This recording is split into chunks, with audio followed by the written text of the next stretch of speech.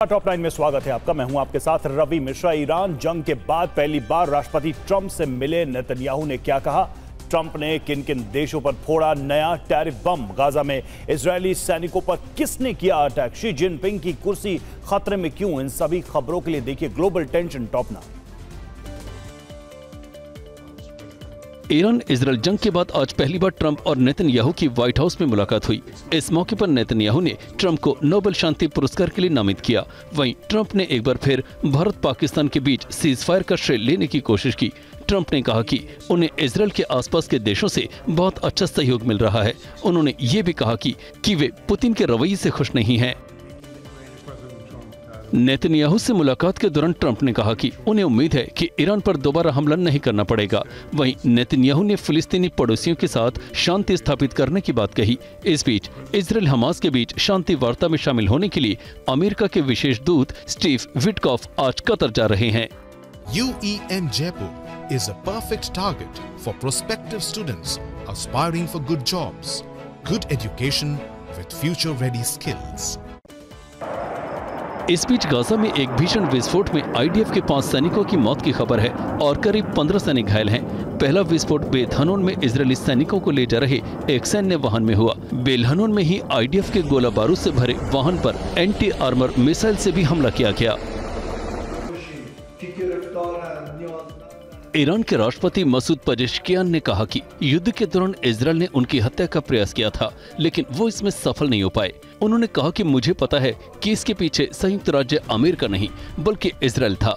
Mossad ने उन्हें मारने की कोशिश की थी, लेकिन वे बाल-बाल बच गए।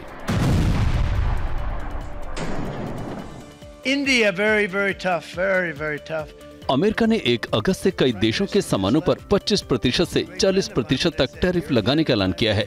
इसके तहत पहले चरण में दक्षिण कोरिया, मलेशिया और कजाकिस्तान से आयात किए जाने वाले सामानों पर 25%, दक्षिण अफ्रीका से 30%, लाओस और म्यांमार से आने वाले सामानों पर 40% पर टैरिफ लगाया जाएगा। ये दरें 1 अगस्त से लागू होंगी।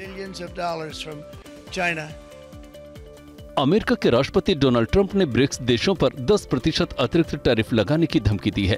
ट्रंप ने कहा कि जो भी देश अमेरिका विरोधी नीतियों का समर्थन करेंगे उन पर अमेरिका 10% अतिरिक्त टैरिफ लगाएगा। बताया जा रहा है कि ब्रिक्स समिट में ईरान पर अमेरिका और इजरायली हमलों की निंदा के बाद डोनाल्ड ट्रंप नाराज हैं।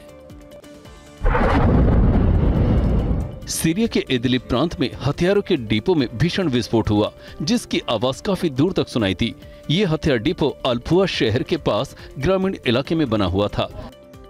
जब इसमें धुआं हुआ तो उससे निकली आग सैकड़ों फीट ऊपर तक पहुंच गई, मानो आतिशबाजी की जा रही है। रूस यूक्रेन के बीच भीषण जंग जारी है। रूस ने ओडेसा में जबरदस्त ड्रोन हमला किया, जिससे बड़े इलाके में आग लग गई। इस हमले में एक कार रिपेयर स्टेशन, कई कारों, ट्रकों और बसों का नुकसान पहुंचा है। रूस के ड्रोन हमले में एक व्यक्ति की भी मौत हो गई। राहत और बचाव दल के सदस्य पीड़ितों की मदद में जुटे हैं।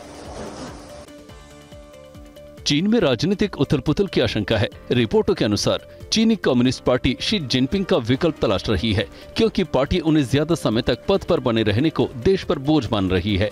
आर्थिक संकट और शीर्ष अधिकारियों के इस्तीफे ने जिनपिंग पर दबाव बढ़ा दिया है।